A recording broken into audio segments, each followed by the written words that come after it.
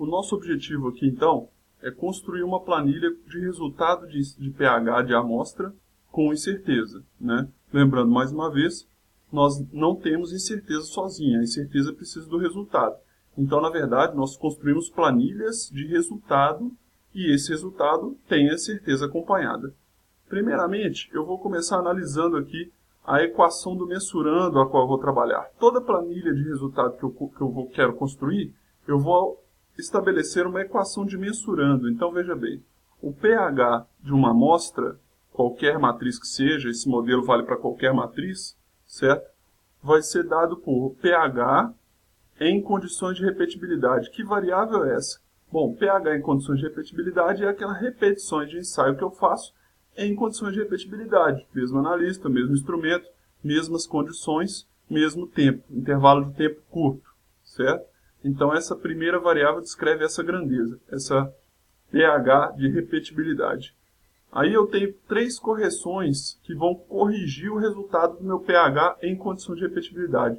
Que correções são essas? Primeiro, a correção de resolução do pHmetro que está sendo utilizado, a correção de calibração daquele pHmetro, ou seja, essas correções vão corrigir a média do resultado. Eu ainda não estou falando de incerteza, estamos falando de correções de variáveis que a partir delas vai gerar incerteza, cada uma vai trazer a sua incerteza para o modelo de incerteza, mas por enquanto nós estamos falando de equação do mensurando. Então, meu mensurando tem correção do pH de resolução do equipamento, correção do pH de calibração do equipamento, e aqui no caso eu coloquei uma correção do pH de recuperação. Pode ser que o seu modelo não tenha, não tem problema. Você pode colocar qualquer correção que você queira colocar aqui, pode ser válida, desde que tenha sentido físico, né, esteja dentro do bom senso, e eventualmente você não vai ter uma dessas correções. Por exemplo, se eu estivesse lidando com um aparelho que ainda não foi calibrado, não tem problema, eu posso fazer incerteza, eu só não posso reportar como resultado acreditado, né? Um ensaio acreditado, mas eu posso fazer a incerteza daquela medição, sem essa correção aqui, não tem problema. Ou mesmo se eu não faço uma recuperação, o que é a recuperação? Nada mais é do que passar um padrão confiável, no qual eu acredito que aquele padrão tenha o valor de referência e seja verdadeiro, e comparo com o resultado que eu obtive experimentalmente desse padrão. Se há diferença, há erro. Se há erro, há correção. Correção nada mais é que o erro com o sinal trocado, né? Então eu posso ter aqui a correção do pH de recuperação. Então essa é uma das equações do mensurando mais simples que eu posso ter, né? Posso ter uma equação similar para massas, volumes, todas com medição direta. Medição direta tem a característica de ter uma variável principal e acréscimos de correções, né? Essa é a característica principal da medição direta, ou seja, todas essas variáveis estão na mesma unidade e estão somando. Se estão somando e estão na mesma unidade, as derivadas parciais, nós vamos ver mais adiante, serão todas iguais a 1. Então, neste caso especificamente, basta você olhar lá o guia Euraquim na regra 1, é um caso específico da regra geral de derivadas, né?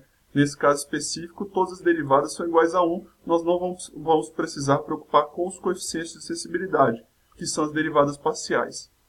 E amarrado à minha equação do mensurando, eu tenho aqui o diagrama de escala, ou diagrama de espinha de peixe, ou de causa e efeito, né? Ou seja, é muito importante que esse diagrama de escala esteja muito bem fidelizado com a equação do mensurando. Eu não posso inventar variáveis aqui nesse diagrama, né?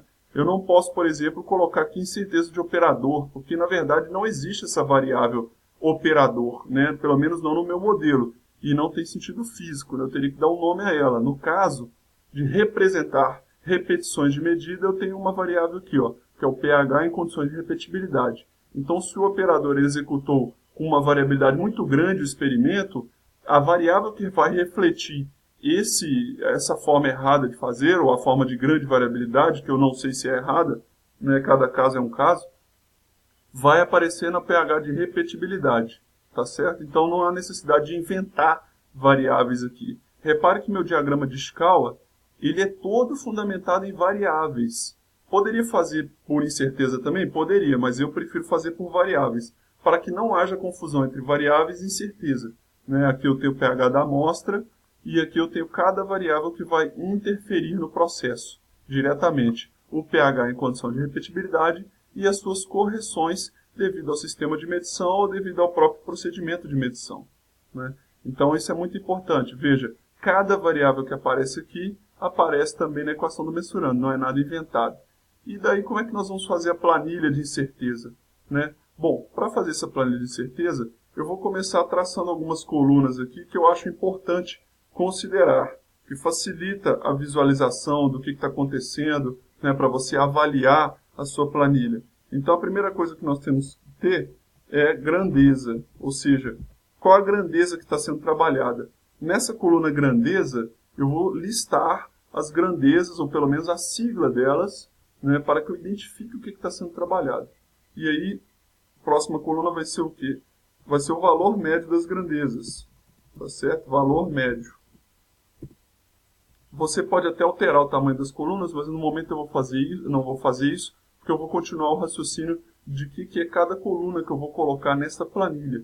Então, primeiro, eu identifico a grandeza. A segunda é o valor médio, porque não existe planilha de incerteza sem valor médio. Eu preciso do valor médio desse resultado, né? Então, o que vai ser a próxima coluna? Eu vou chamar de meio intervalo. O meio intervalo vai ser justamente uma estimativa da incerteza antes de passar pela classificação tipo A, tipo B, né? Ou seja, vai ser a amplitude que foi definida, a metade dessa amplitude eu chamo de meio intervalo. Quando eu estiver preenchendo com valores numéricos, é possível entender melhor isso aqui. Mas nada mais é que uma estimativa da incerteza daquela variável, que é justamente o que eu quero calcular. Só que o meio intervalo ele ainda é um valor bruto e ele não foi dividido por nenhum divisor K, né? Dependendo da distribuição que eu vou utilizar, eu vou precisar dividir por alguma coisa diferente de 1. Então, eu vou caracterizar agora a estimativa de cada grandeza de entrada. Eu vou caracterizar como? Primeiro, eu posso classificar pelo tipo dela, tipo A ou tipo B, apesar de que isso é mais didático, não é muito relevante do ponto de vista do cálculo, não vai mudar muita coisa. Posso classificá-la de acordo com a distribuição que eu estou associando àquela grandeza, certo? Porque, na verdade, não é a incerteza que é associada a uma distribuição, é a variável que é associada à distribuição. Então, se eu vou escolher normal, retangular, triangular, eu vou separar de acordo, né, com a grandeza, a característica daquela grandeza. Se ela foi obtida experimentalmente, eu classifico como tipo A. Se ela é normal, se ela é retangular, se ela vem de uma resolução, tá certo? Várias possibilidades. Então, na verdade, eu caracterizo a grandeza. Então, nós temos grandeza, que são as siglas, a identificação. O valor médio, o meio intervalo, que é uma estimativa inicial da incerteza de cada uma dessas variáveis, que vão compor o modelo. O tipo, que nós vamos classificar entre A e B, de acordo com o GAN, certo? A distribuição, que pode ser normal, retangular, triangular e qualquer outra que a gente for usar, mas basicamente nós não vamos usar muita coisa diferente de normal ou retangular, por enquanto. Depois de distribuição, aqui eu tenho o que caracteriza de fato, o que muda o cálculo, né? Eu preciso de caracterizar um divisor.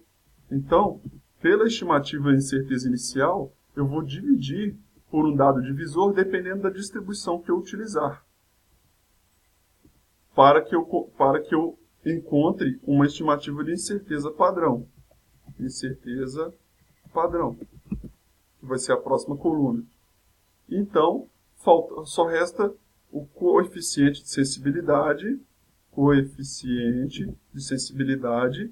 No caso desta equação especificamente, são todos iguais a 1, porque as derivadas parciais desta equação são todas iguais a 1.